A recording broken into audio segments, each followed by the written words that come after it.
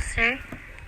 By the way, ako po si Judy Ann F. Resulte from BISBE 2C Job and Work Group that generate high level of employee fulfillment and productivity. A techno-structural intervention that can be a part of a larger employee involvement program, or it can be an independent change program on its own. Next tayo.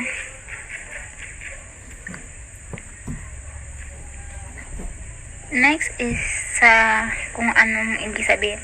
Ang isang disenyo daw ay disenyong trabaho na lumilikha ng mga trabaho at pangkat ng trabaho na bumuo ng mataas na antas.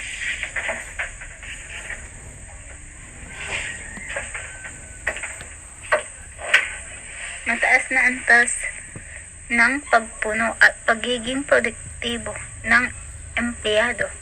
Ang isang teknolohiyang intervention sa struktura na maaaring maging bahagi ng isang mas malaking programa sa paglaho ng empleyado, o maaari itong maging isang independenteng programa ng pagbabago sa sarili nito.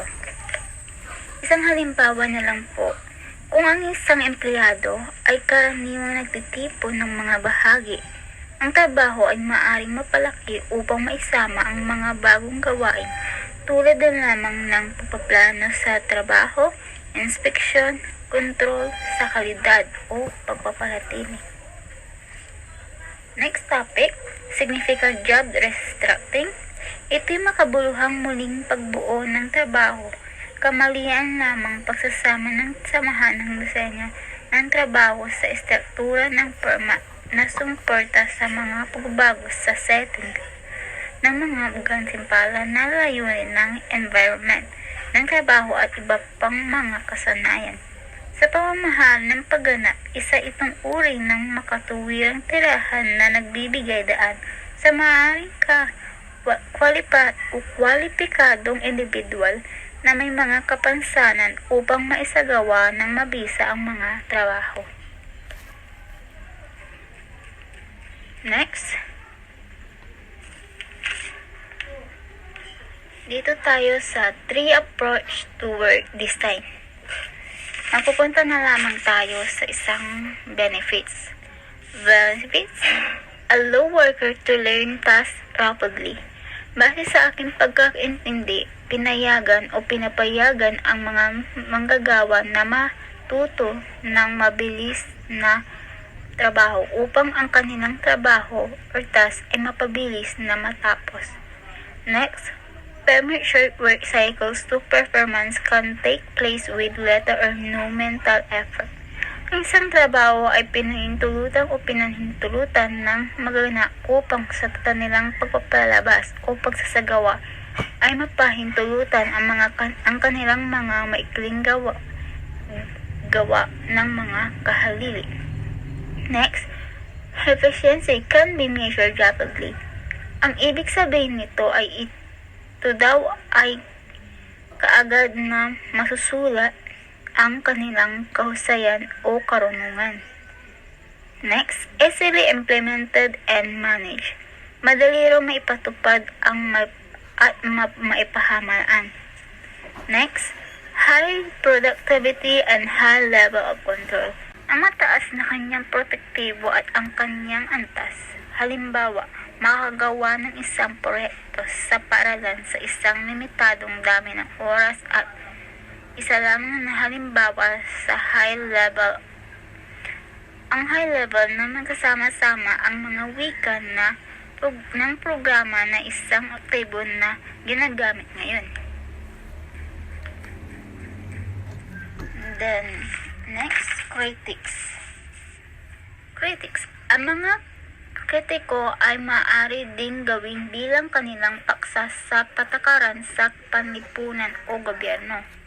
Halimbawa, upang ipahayag ang hindi pag-aproba o isang pampolitikang pagsusuri ng isang bagay sa pamamagitan ng pagtingin sa isang detalyadong pagtingin sa mga kalamangan.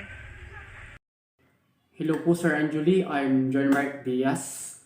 Ito po yung continuation about po sa reporting namin sa work design. So let's proceed to individual differences. Basahin ko lang po. Not all people react similar to job enrichment, intervention, individual differences, knowledge and skills levels, growth needs, strength and satisfactions with contextual factors, moderate the relationship among core dimension and psychological outcomes. It is then for those differences which in their totally distinguish one individual from another. So we can say that individual differences is the differences among humans that distinguish or separate them from one another and makes one a single unique individual. So individual differences, ito po yung may mga pagkakaiba for individual person, just like sa ating behavior or pag-ugali or aspeto sa buhay. Kung ikaw ay mayaman o mahirap, ganun din po sa pananaw sa buhay at meron ding pagkakaiba sa weaknesses at strength natin at kaalaman mo sa buhay. Gaya ng pagdidesisyon, kung ano yung tama at mali dahil po may kanya-kanya po tayong pag-iisip. So yun po. Next po is job enrichment application stages. Basahin ko lang po ulit. Perform a true diagnosis before implementing changes. Most popular method for diagnosing is job diagnostic survey, of which an important outcome is the motivating potential score, function, experience, autonomy, meaningfulness, and feedback. Survey is used to profile jobs, determine motivation and satisfactions will people accept change, and isolate specific job aspect that cause difficulties. If there is high dissatisfaction with one or more of these areas, for intervention be more helpful prior to work redesign. So sa job enrichment application stages, perform through diagnosis, kailangan nating magsagawa ng magandang proseso tulad ng paggandak ng magandang job diagnostic survey. Dito po natin makukuha ang mga feedbacks at mga laging impormasyon na kailangan nating malaman, kaya ito ay napakahalaga para malaman natin ang motivation and satisfaction sa iba't ibang tao. So yun lamang po. And then form natural work units. Basahin ko lang po. Interrelated task activities should be grouped together. This equation is how to increase ownership of the task, ensure accountability, make team members responsible for completing work, forming natural units, increase task identity, and task significance contributing to meaningfulness of work. So, kailangan nating bumuo ng isang grupo at magsama-sama upang mas lalong mapadali at mas lalong mapabilis ang isang activities. We need to build unity from one another to finish the task as soon as possible for a specific period of time. Yun lamang po. And then, combine tasks. Increase task identity and allows a worker to use greater variety of skills. Self-infection leading to greater task significance, autonomy, and feedback from job internal satisfaction. Combine tasks. Kailangan nating pagsama-samahin ng isang gawain upang mas lalo nating maintindihan at munawaan at mas may sasagawa natin ito ng maayos at mapapabilis nating itong tapusin dahil sa abilidad na may kukontribute ng bawat isa upang matapos ang isang gawain. So, yun po. Next po is yung establishment-client relationship. When jobs are split up, typical worker has little or no contact with or knowledge of the ultimate user of the product. Establishing relationship may increase feedback, skill variety, and probably autonomy.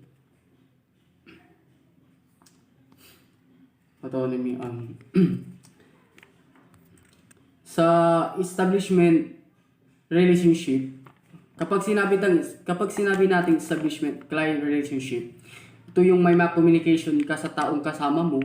You have a relationship to one another. Uh, you need to be just like friendly and coworker para magkakasundo kayo sa isang bagay. And then, steps to create client relationship. Identify client. And then, direct contact between worker and client. And then, criteria, procedure by which client can judge quality of product and give feedback. Because of the need to develop interpersonal skills and maintaining the client relationship, skill variety may increase if the worker given personal responsibility of deciding how to manage relationship with clients. Autonomy is increased. So, pag sinabi nating identify client, dapat mong kilalanin ang isang kliyente para alam mo kung ano ang weaknesses ang strength niya. So, gayon po. And then, sa direct contact between our worker and client.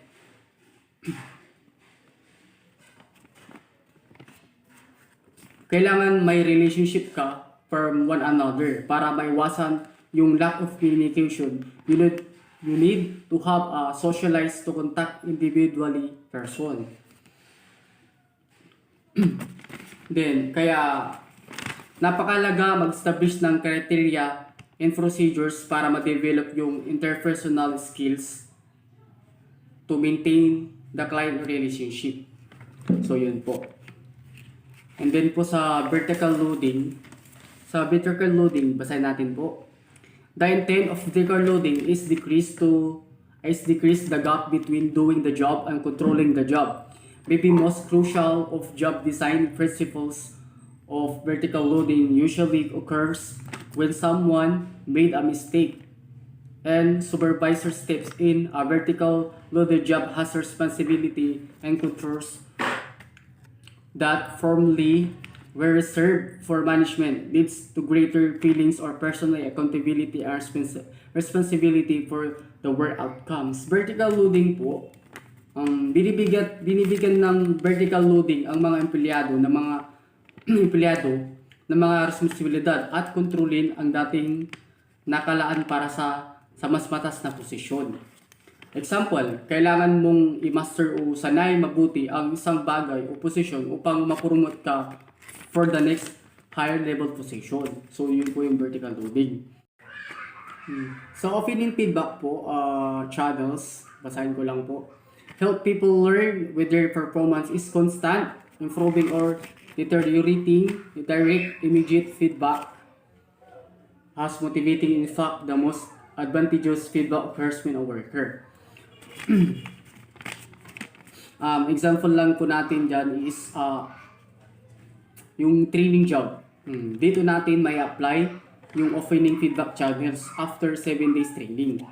Kung sila ay qualified sa kanilang performance, kung nag-improve ba sila, kung nagagawa ba nila yung standards na sa trabaho.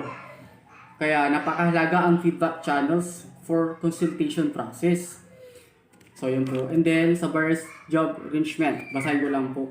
The technical existing system in the organization can prevent job from reaching. Ang technical na sistema, ang mga umiiral na system sa samahan ay maaaring pigilan ang isang trabaho mula sa pagyayamanin. And meron po tayong 4 na organizational system can constrain the implementation of job arrangement. One is the technical system. Basahin ko lang po. Technology can limit enrichment by constraining the number of way jobs can be changed. When technology leads to high standardization, employee discretion, autonomy is limited. And some types of work, continuous process production system, naturally enrich jobs, no need for intervention program. Sa technical system, kailangan wag tayong umaasa at iwasan ang kakayahan ng teknolohiya sapagkat ito ay sanhi ng katamaran. Kailangan din natin ng manpower para ma-prevent yung mga mahadlang na di paglago ng isang organisasyon. So yun. And then sa pangalawa yung enriched ceiling. Basahin ko lang po. Some types of work may be naturally enriched, so there is a little more that can be gained from an intervention. Sa enrichment ceiling, example natin dyan, yung maaari tayong makakuha ng karagdagang kaalaman o impormasyon sa mga taong mas nakakaalam o mas bihasa at may karanasan sa trabaho. And then po sa pangatlo, the human resource system. Limiting by creating formalized, rigid job descriptions that constrain flexibility in changing people's job duties. Renegotiation between management and unions is needed first before job can be enriched. Sa human resources,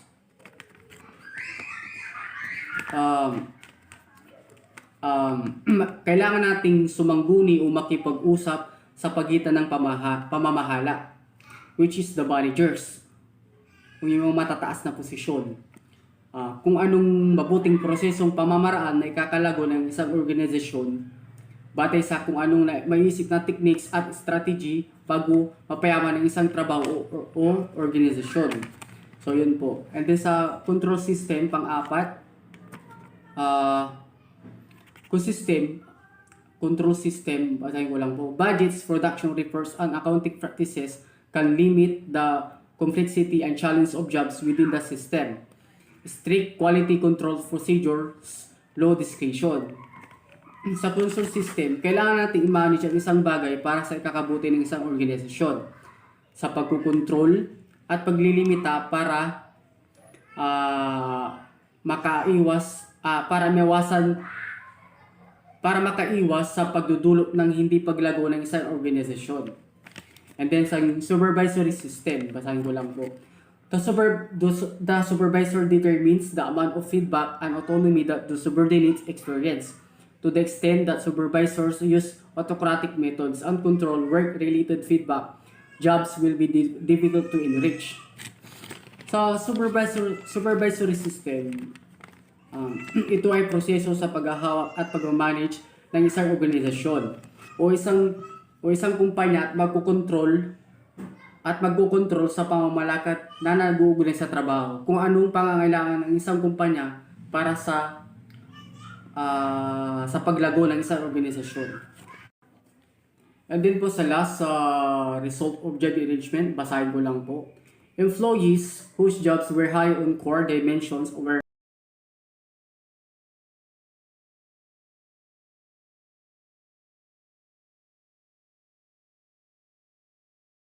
kailangan ng isang kumpanya para sa paglago ng isang organisasyon. And then po sa last result of job enrichment, basahin ko lang po. Employees whose jobs were high on core dimensions were more satisfied and motivated. Response were more positive for people with high growth needs. Enriched job strongly correlated with mental ability. Reaching jobs of workers with low growth needs or low knowledge and skill is more likely to produce frustration than satisfaction. Supported the relationship between jobs characteristics and outcomes, including moderating effect of growth needs, knowledge skills, and context satisfactions. Sa results of job enrichment, magiging bihasa ang isang empleyado kapag nabigyan siya ng job opportunity na mas mataas sa posisyon. Mas mataas na posisyon. They are totally satisfied and motivated at magiging interesting ito sa kanya at matcha-challenge siya sa new task na ibibigay mo sa kanya, which can he require more skill and knowledge to improve his performance and to develop his mental ability. So yun po. At meron pong disadvantage ng job enrichment. Basahin ko lang po. Enriching of job workers with low growth needs or with low knowledge and skills is more likely to produce frustration than satisfaction. So, sa disadvantage ng job enrichments, hindi ito makakatulong sa individual na empleyado for improving his growth needs and to explore his knowledge and skills and ability dahil sa kawalan tiwala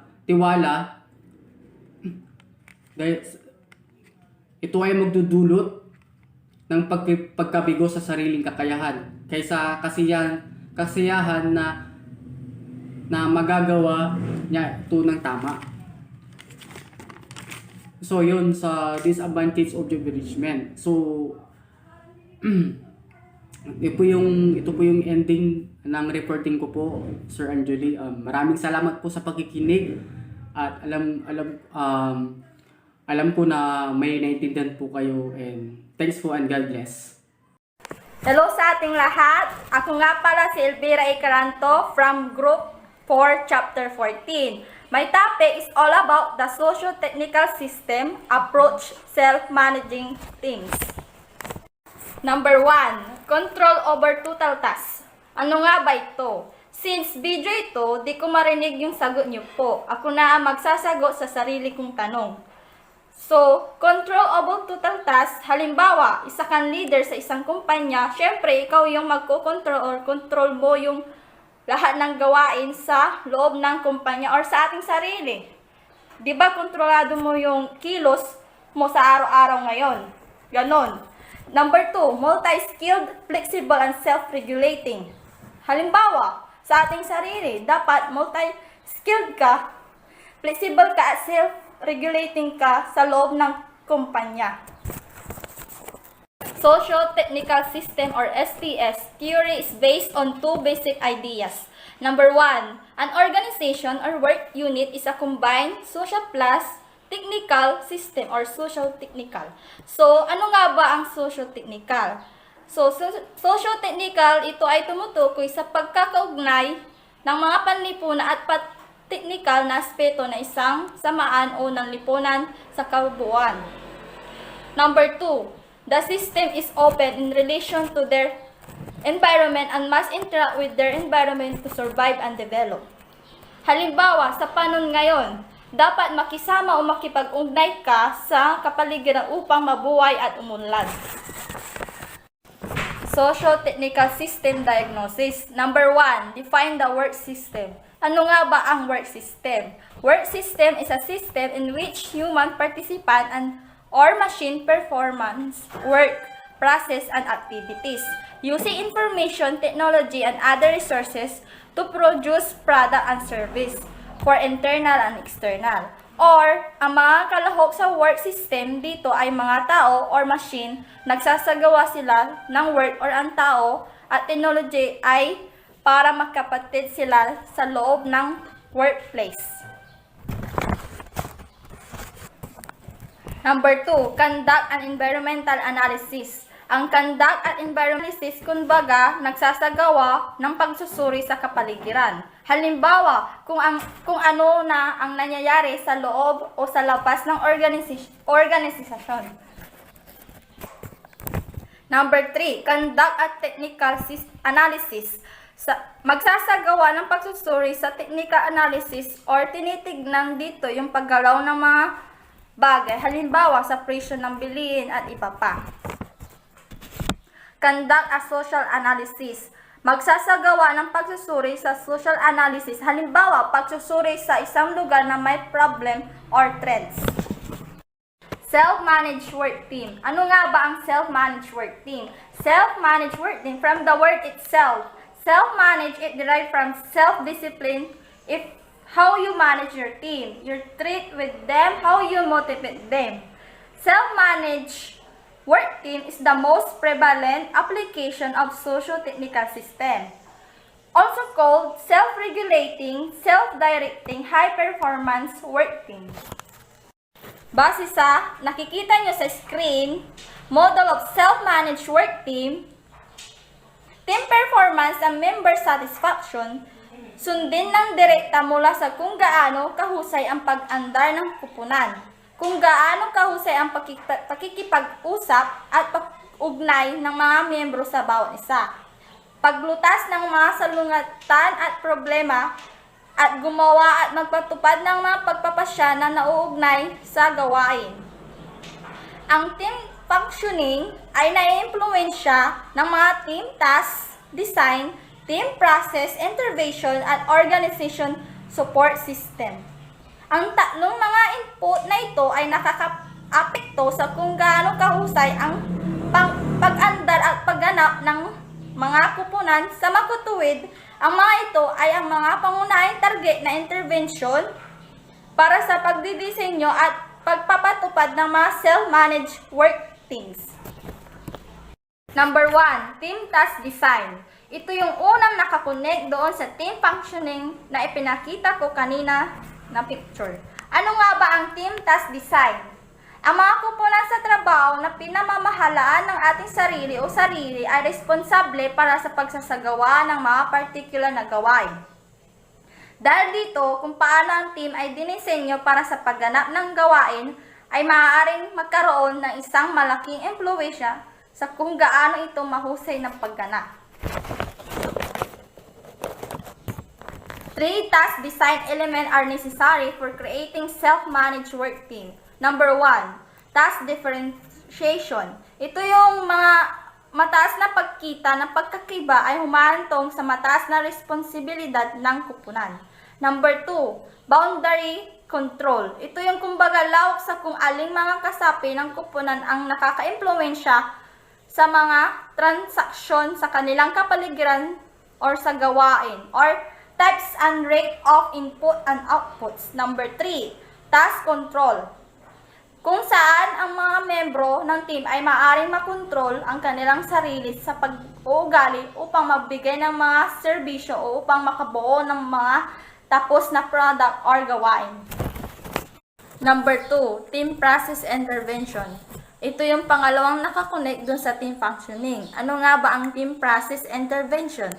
Ito ay nakakalutas ang mga problema sa pamamagitan ng pagtulong sa mga miyembro ng tugunan ang mga problema sa proseso. Halimbawa, poor communication, dysfunctional rules, norms, decision making, yan dapat ang tugunan. Kaya dapat, number 1 is promoting healthy interpersonal relationship. Pagtataguyod ng mga malusog na ugnayan na interpersonal. Number 2 is coordinating effort, mga pagsisikap ng koordinasyon. Number 3 is weighting member inputs and sharing knowledge. Kumbaga, pagbabahagi ng kaalaman. Number 4 is making good decision, nagagawa ng mabuting pagpapasya or sharing ideas. Number 5 is confronting and resolving conflicts. Number 3, organization support system. Ito yung last na nakakonect doon sa team functioning. Ano nga ba ang organization support system? Ito ay ang lawak kung saan ang organization ay dinidisenyo upang suportahan ang mga kupunan sa trabaho na pinamamahalan ng sarili.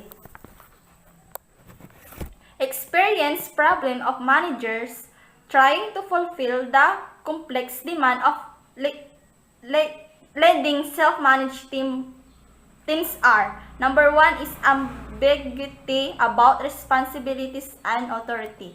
Kumbaga, kalubuan tungkol sa mga responsibilidad at otoridad. Number 2 is lack of personal and technical skills and organization support. Kumbaga, kakulangan ng personal at pag-technical ng kasanayan at suporta sa organisasyon. Number 3 is insufficient attention from higher management. Kumbaga, hindi sapat na pansin mula sa mas mataas na pamamahala. Number 4 is feeling of frustration in supervisory job. Kumbaga, pakiramdam ng pagkabigo. Attempts to overcome these problems have been made in the following areas. Number 1 is recruitment and selection. Kumbaga, pumili ng mga leader na may balancing at pinaghalong kasanayan sa technical at panlipunan. Number 2 is training. Dapat wasto ang kanyang training. Number 3 is evaluation and reward system. Base sa evaluation and reward system, ang mga gantimpala ng mga pinuno sa mga nakamit sa pagbuo ng kupunan. Ang mga pinuno ng pagkat ay tinakdaang ang magsusukat benchmark para sa pag-unlad. Ang mga appraisals ng pagganap ng mapinuna ay sinagawa sa loob ng isang format ng pagkat na may feedback na binigay ng mga miyembro ng kupunan. Number 4, leadership support system. Kumbaga, magbigay ng mga salubin or ideas. Number 5 is use of freed up time. Kumbaga, mag-provide ang leaders ng isang halo ng mga diskarte upang mailapat ang kanilang mga talento na lampas sa agarang kupunan sa trabaho. Self-managed work teams application stage. Number 1 is sanction the design effort. Ang mga manggagawa ay tumatanggap ng proteksyon at suporta upang masuri ang kanilang sistema ng trabaho at lumikha na naangkop na disenyo ng trabaho. Galugarin ang mga bagong paraan ng pagtatrabaho. Number 2 is diagnose the work system. Sinusuri ang mga sistem ng trabaho upang matuklasan kung paano ito tumatakbo, na kung saan ang batayan para sa paglikha ng bagong disenyo or pag-aralan ang mga technical na bahagi at panlipunang mga bahagi at suriin kung paano sila magkasya. Number 3 is generate appropriate designs. Batay sa diagnosing, ang sistema ng trabaho ay muling idinisenyo upang magkasya ang sitwasyon. 2 STS Principles Guide the Design Process. Number 1 is compatibility. Ano nga ba ang compatibility? Sa Tagalog ng compatibility ay pagkakatugma. Ito ang proseso ng pagdisenyo ng trabaho ay dapat magkasya sa mga halaga at layunin na pinagbabantayan ng diskarte ng STS or magkasamang pag-optimize at pamamahala ng hangganan. Number 2 is minimum critical specification. Dapat natukuyin ng mga taga-disenyo ng STS lamang ang mga critical ng tampo na kinakailangan upang matupad ang disenyo ng trabaho. Number 1 is specify support system. Number 2 is implement and evaluate the work design. Number 3 is continual change and improvement. Result of self-managed team. Show favorable result of self-managing teams such as productivity, cost economic gain, quality improvement, job satisfaction, improved attitude, growth needs satisfaction, social needs satisfactions, group satisfactions, reduction in employee turnover, absenteeism rates.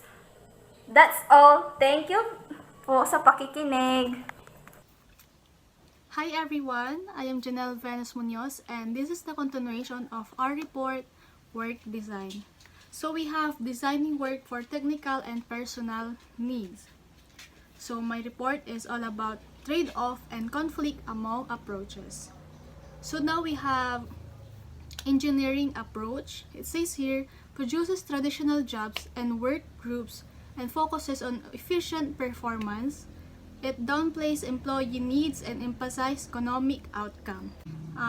Ang engineering approach ay isang strategy na kung saan bago pa lang gawin ang isang trabaho is that nagbibigay na sila agad ng abiso or instruction para pag dumating yung time ng trabaho nila is matapos nila agad.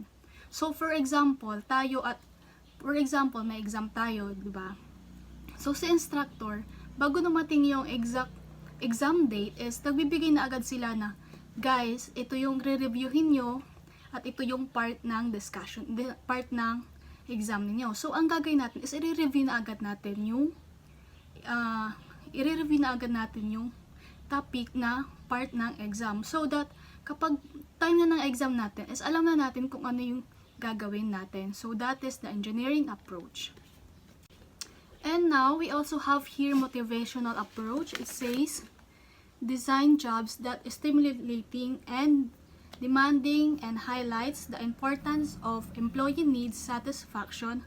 However, increased satisfaction may not generate improvement in productivity. So, from the word motivational, yung mga nagbibigay sa atin na kung para ganahan tayong magtrabaho. So, what are those?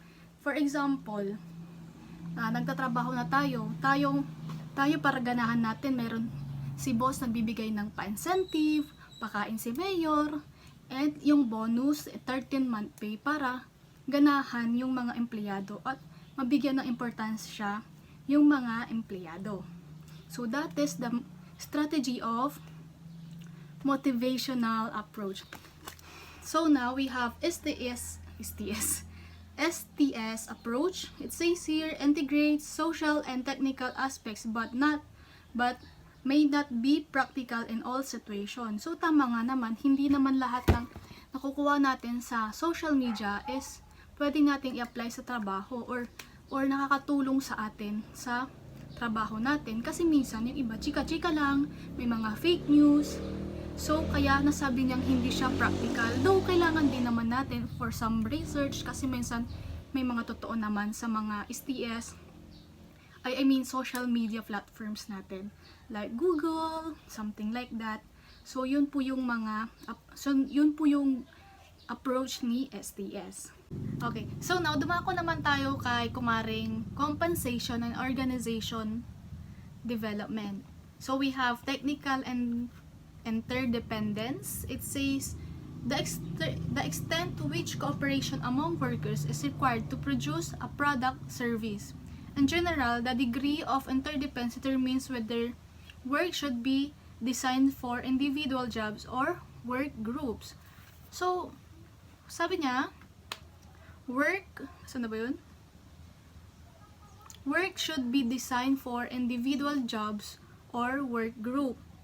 So, kapag syempre, kapag kailangan niyang individual lang yung gagawa ng trabaho. Or kapag kailangan naman niya ng by group, syempre, groups naman yung gawain kapag hindi kaya ng isa. So, yun lang. Parang common sense lang naman yung gusto iparating ni Maring Technical Interdependence. So, next, we have technical uncertainty. The amount of information processing and decision making among workers is necessary to do the work.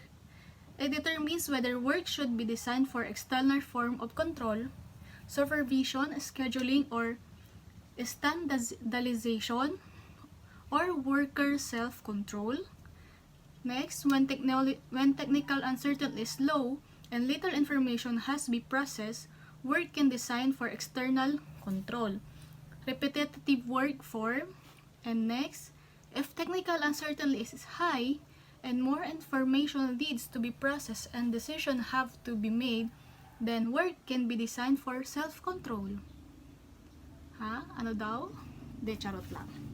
So, ano ba yung from the word technical uncertainty? Yung mga technical, from the word technical, so, meaning, it's the technology that we use inside of the company. So, ano ba yun? Siyempre, every year, pabago ng pabago yung mga technology na dumadating sa atin. So that, sabi niya, when technical uncertainty is low, kapag ang technical uncertainty is mababa, yung walang kasiguraduhan sa technical, is kinakailangan na ng tao ang gagawa. And kapag technical uncertainty is, baliktad. When technical uncertainty is low, is yung technical na lang ang gagawa ng mga decisions. At kapag uncertainty high naman siya, is that mga tao naman na ang gagawa ng gawain inside of the company. So, yeah, that's it. Next, two emergent perspectives that can help to extend work design to account for these changes and technology. What are they?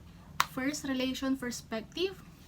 It says embed work design and social context and expand technical and interdependence to include interaction across organizations, different form of interdependence, and different methods of managing it. And next, proactive perspective grounds work design and opportunities for personal autonomy and initiative and change for design. It expands uncertainty to include conditions that stimulate employees to proactively alter work design to meet changes condition. So next, personal needs factor. We have social needs, growth needs. So we have just two. Let's read. The desire for significant social relationships and general degree of social needs determines whether work should be designed for individual jobs or work groups. People with low needs are likely to be more satisfied with individual jobs and vice versa.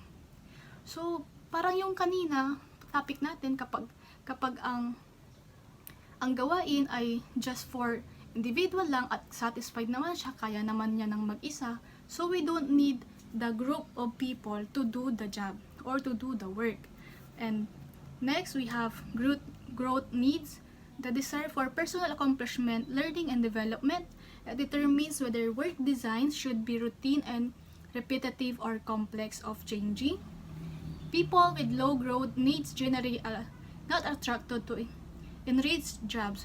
So, ikaw bilang empleyado, kung matagal ka naman na sa kumpanya tapos wala ka namang growth, 'di ba? So it doesn't make sense naman kung matagal ka na. So you have to grow more. Kung tulad ng mga new technology na dumadating sa atin, di ba? Habang tumatagal pa, bago na ng pabago, pa-high-tech na ng pa-high-tech, dapat ang tao din is ganun.